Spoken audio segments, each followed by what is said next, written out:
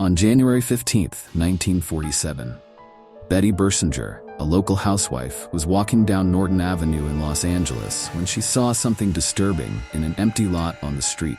At first, she assumed it had to be a mannequin, but when she realized that what she was actually looking at was a dead body of a woman, she ran to contact the authorities. The dead body was later identified to be of Elizabeth Short. But who was Elizabeth Short, and what led to her brutal demise? Welcome to Twisted Logic. Today we are going to discuss a case so horrific that has been described as one of the most brutal and culturally enduring crimes in American history. The case famously known as Black Dahlia. Elizabeth Short was born on July 29, 1924, in the Hyde Park section of Boston, Massachusetts, to Cleo Alvin Short Jr. and his wife Phoebe May Sawyer. Elizabeth was the third of 5 daughters. Her father, Cleo Alvin, was a United States Navy sailor, and her mother, Phoebe May, was a housewife. The Short family briefly relocated to Portland, Maine in 1927 before settling in Medford, Massachusetts, a suburb of Boston, that same year. But in 1929, Elizabeth's father lost most of his savings in the 1929 stock market crash, and in 1930, his car was found abandoned on the Charlestown Bridge, and it was assumed that he had jumped into the Charles River. Believing her husband to be deceased, Elizabeth's mother began working as a bookkeeper to support the family.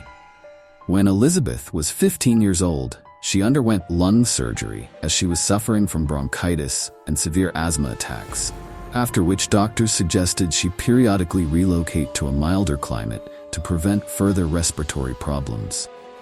Her mother sent her to spend winters with family friends in Miami, Florida, for the next 3 years. Elizabeth dropped out of Medford High School during her sophomore year. But in late 1942, Elizabeth's mother received a letter of apology from her presumed deceased husband, which revealed that he was in fact alive and had started a new life in California. In December, at age 18, Elizabeth relocated to Vallejo, California, to live with her father, whom she had not seen since age 6. At the time, he was working at the nearby Mare Island Naval Shipyard on San Francisco Bay. But the father and daughter couldn't get along. Elizabeth, feeling abandoned and betrayed by her father, had developed a sense of resentment towards him. This often manifested in forms of fights and arguments. And in 1943, Elizabeth left her father's house. Elizabeth took a job at the Base Exchange at Camp Cook near Lompoc, briefly living with a U.S. Army Air Force sergeant who reportedly abused her. She left Lompoc in mid-1943 and moved to Santa Barbara, where she was arrested on September 23, 1943, for drinking at a local bar while underage. Juvenile authorities sent her back to Massachusetts, but she returned instead to Florida, making only occasional visits to her family near Boston. While in Florida, Elizabeth met Major Matthew Michael Gordon Jr., a decorated Army Air Force officer of the 2nd Air Commando Group, who was training for deployment to Southeast Asian theater of World War II. Elizabeth later told friends that Gordon had written to propose marriage while he was recovering from injuries from a plane crash in India. She accepted his offer, but Gordon died in a second crash on August 10, 1945. In July 1946, Elizabeth relocated to Los Angeles to visit Army Air Force Lieutenant Joseph Gordon Fickling, an acquaintance from Florida, who was stationed at the Naval Reserve Air Base in Long Beach. She spent the last 6 months of her life in Southern California, mostly in the Los Angeles area, where worked as a waitress, and rented a room behind the Florentine Gardens nightclub on Hollywood Boulevard. On January 9, 1947, Elizabeth returned to her home in Los Angeles after a brief trip to San Diego with Robert Red Manley, a 25-year-old married salesman she had been dating. Manley stated that he dropped Short off at the Biltmore Hotel in downtown Los Angeles, and that Elizabeth was to meet her sister, who was visiting from Boston that afternoon.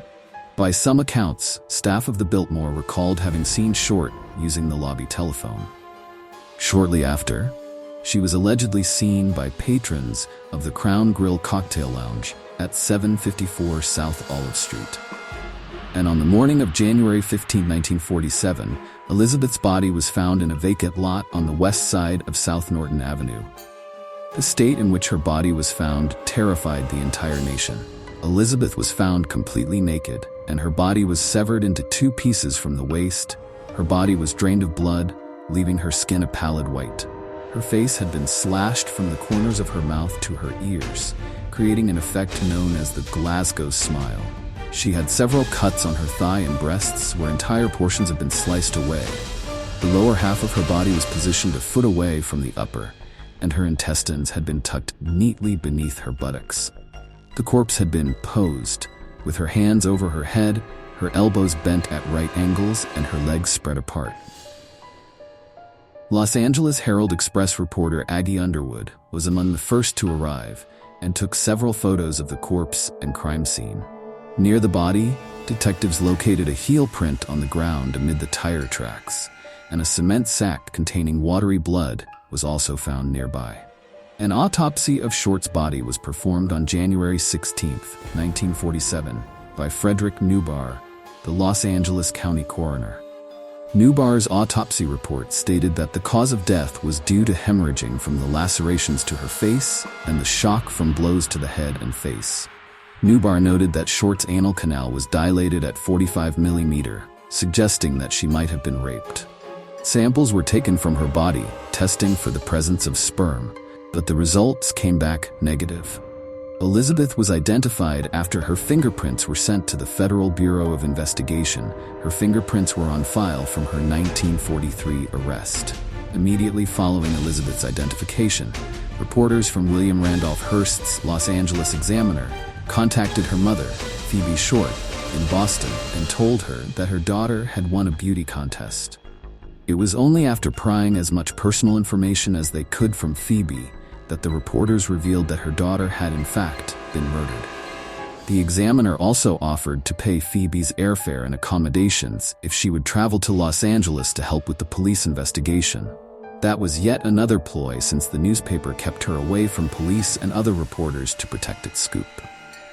The Examiner and another Hearst newspaper, the Herald-Express, later sensationalized the case with one Examiner article describing the black tailored suit Short was last seen wearing as a tight skirt and a sheer blouse. The media nicknamed her the Black Dahlia and described her as an adventuress who prowled Hollywood Boulevard. Additional newspaper reports, such as one published in the Los Angeles Times on January 17th, deemed the murder a sex fiend slaying. Soon the authorities went into action and a search for the perpetrator was ongoing. But on January 21, 1947, a person claiming to be Elizabeth's killer placed a phone call to the office of James Richardson, the editor of the Examiner, congratulating Richardson on the newspaper's coverage of the case and stating he planned on eventually turning himself in, but not before allowing police to pursue him further. Additionally, the caller told Richardson to expect some souvenirs of Beth Short in the mail. On January 24th, a suspicious manila envelope was discovered, addressed to the Los Angeles Examiner and other Los Angeles papers, with individual words that had been cut and pasted from newspaper clippings. Additionally, a large message on the face of the envelope read, "Here is Dahlia's belongings." The envelope contained Short's birth certificate, business cards, photographs, names written on pieces of paper, and an address book with the name Mark Hansen embossed on the cover. The packet had been carefully cleaned with gasoline, similarly to Elizabeth's body, which led police to suspect the packet had been sent directly by her killer. Despite efforts to clean the packet, several partial fingerprints were lifted from the envelope and sent to the FBI for testing. However, the prints were compromised in transit and thus could not be properly analyzed. The same day the packet was received by the Examiner, a handbag and a black suede shoe were reported to have been seen on top of a garbage can in an alley a short distance from Norton Avenue, 2 miles from the crime scene. The items were recovered by police, but they had also been wiped clean with gasoline, destroying any fingerprints. On March 14th, an apparent suicide note scrawled in pencil on a bit of paper was found tucked in a shoe in a pile of men's clothing by the ocean's edge at the foot of Breeze Avenue in Venice. The note read, "To whom it may concern, I have waited for the police to capture me for the Black Dahlia killing, but have not. I am too much of a coward to turn myself in, so this is the best way out for me. I couldn't help myself for that or this. Sorry, Mary." The pile of clothing was first seen by a beach caretaker, who reported the discovery to lifeguard Captain John Dillon. Dillon immediately notified Captain L.E. Christensen of West Los Angeles Police Station. The clothes included a coat and trousers of blue herringbone tweed, a brown and white t-shirt, white jockey shorts, tan socks, and tan moccasin leisure shoes, size about 8. The clothes gave no clue about the identity of their owner. Police quickly deemed Mark Hansen, the owner of the address book found in the packet, a suspect. Hansen was a wealthy local nightclub and theater owner and an acquaintance at whose home Elizabeth had stayed with friends. According to some sources, Hansen also confirmed that the person's shoe discovered in the alley were in fact Elizabeth's. Ann Toth, Elizabeth's friend and roommate, told investigators that Elizabeth had recently rejected sexual advances from Hansen and suggested it as potential motive for him to kill her. However, he was cleared of suspicion in the case. In addition to Hansen, the Los Angeles Police Department interviewed over 150 men in the ensuing weeks whom they believed to be potential suspects. Manley, who had been one of the last people to see Elizabeth alive, was also investigated, but was cleared of suspicion after passing numerous polygraph examinations. Police also interviewed several persons found listed in Hansen's address book, including Martin Lewis, who had been an acquaintance of Elizabeth.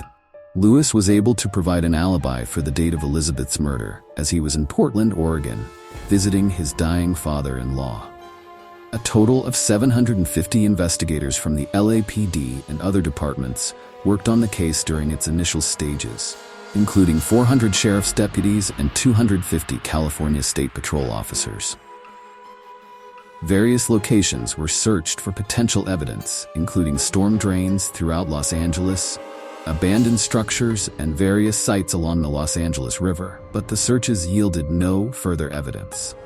City Councilman Lloyd G. Davis posted a $10,000 reward for information leading police to the Black Dahlia killer. After the announcement of the reward, various persons came forward with confessions, most of which police dismissed as false. Several of the false confessors were charged with obstruction of justice. On January 26th, another letter was received by the Examiner, this time handwritten, which read, "Here it is. Turning in Wednesday, January 29th, 10 a.m. Had my fun at police. Black Dahlia Avenger."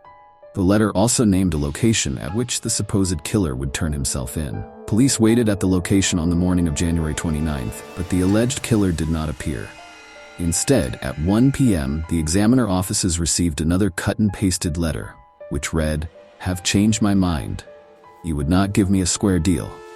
Dahlia killing was justified." The graphic nature of the crime and the subsequent letters received by the Examiner had resulted in a media circus surrounding Elizabeth's murder.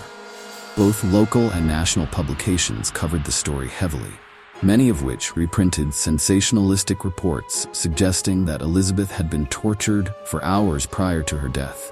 The information, however, was false.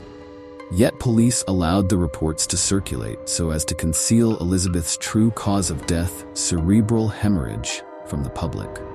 Further reports about her personal life were publicized, including details about her alleged declining of Hansen's sexual advances. Additionally, a stripper who was an acquaintance of Elizabeth told police that she liked to get guys worked up over her, but she'd leave them hanging dry. This led some reporters and detectives to look into the possibility that Elizabeth was a lesbian and began questioning employees and patrons of gay bars in Los Angeles. This claim, however, remained unsubstantiated.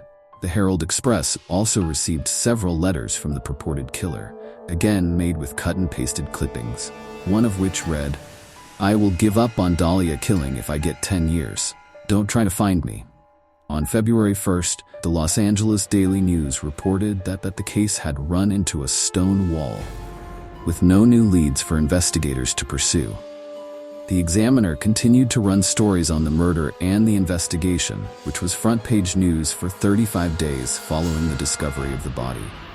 The LAPD also looked into the possibility that the murderer could have been a surgeon, doctor, or someone with medical knowledge based on the precise cuts and dissection of Elizabeth's body. By the spring of 1947, Elizabeth's murder had become a cold case with few new leads. Sergeant Finis Brown, one of the lead detectives on the case, blamed the press for compromising the investigation through journalists' probing of details and unverified reporting. In September 1949, a grand jury convened to discuss inadequacies in the LAPD's homicide unit based on their failure to solve numerous murders, especially those of women and children, in the previous several years, Elizabeth's being one of them. In the aftermath of the grand jury, further investigation was done on Elizabeth's past, with detectives tracing her movements between Massachusetts, California, and Florida, and also interviewed people who knew her in Texas and New Orleans. However, the interviews yielded no useful information in the murder. The notoriety of Elizabeth's murder has spurred a large number of confessions over the years, many of which have been deemed false. During the initial investigation into her murder, police received a total of 60 confessions, most made by men. Since that time, over 500 people have confessed to the crime, some of whom had not even been born at the time of her death. Sergeant John P. St. John, a detective who worked the case until his retirement, stated, "It is amazing how many people offer up a relative as the killer." In 1991, Janice Knowlton, who was 10 years old at the time of Elizabeth's murder, claimed that she witnessed her father, George Knowlton, beat Elizabeth to death with a claw hammer in the detached garage of her family's home in Westminster. She also published a book titled Daddy Was the Black Dahlia Killer in 1995, in which she made additional claims that her father sexually molested her. The book was condemned as trash by Jolene Emerson, Knowlton's stepsister, who stated, "She believed it, but it wasn't reality. I know because I lived with her father for 16 years. Additionally, Detective St. John told the Times that Knowlton's claims were not consistent with the facts of the case. In 2000, Buzz Williams, a retired detective with the Long Beach Police Department, wrote an article for the LBPD newsletter, The Rap Sheet, on Elizabeth's murder. His father, Richard F. Williams, and his friend, Con Keller, were both members of the LAPD's gangster squad investigating the case. Williams' father believed that John Dillon was the killer. Con Keller believed Hansen was the killer, as he had studied at a surgical school in Sweden and had thrown elaborate parties attended by prominent LAPD officials. But both of them were cleared by police after an exhaustive investigation.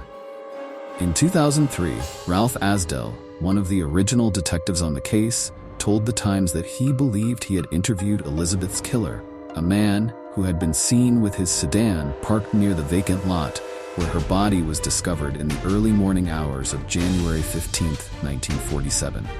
A neighbor driving by that day stopped to dispose of a bag of lawn clippings in the lot when he saw a parked sedan, allegedly with its right rear door open. The driver of the sedan was standing in the lot. His arrival apparently startled the owner of the sedan, who approached his car and peered in the window before returning to the sedan and driving away. The owner of the sedan was followed to a local restaurant where he worked, but was ultimately cleared of suspicion. Various authors and experts also include a doctor named Walter Bailey, with claims that he had impregnated Elizabeth. Few more suspects investigated by the police were Leslie Dillon, Joseph A. Dumas, Artie Lane, Mark Hansen, Francis E. Sweeney, Woody Guthrie, Bugsy Siegel, Orson Welles, George Hodel, Hodel's friend Fred Sexton, George Knowlton, Robert M. Red Manley, Patrick S. O'Reilly, and Jack Anderson Wilson.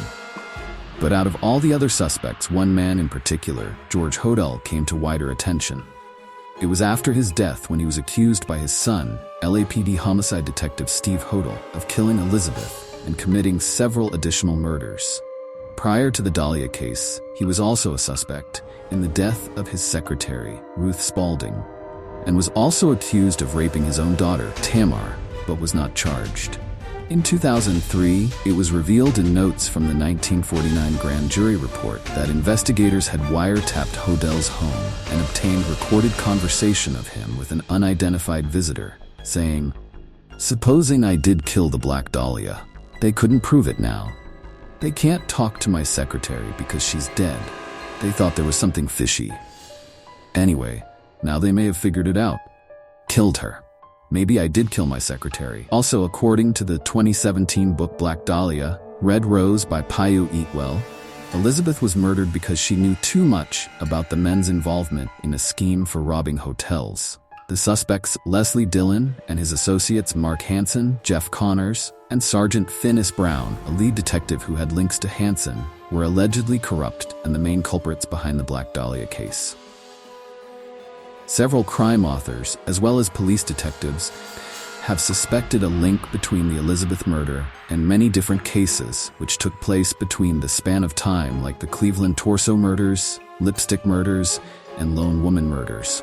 But no conclusions were drawn out, bringing the case to a dead end. Short's murder has been described as one of the most brutal and culturally enduring crimes in American history, and Time magazine listed it as one of the most infamous unsolved cases in the world.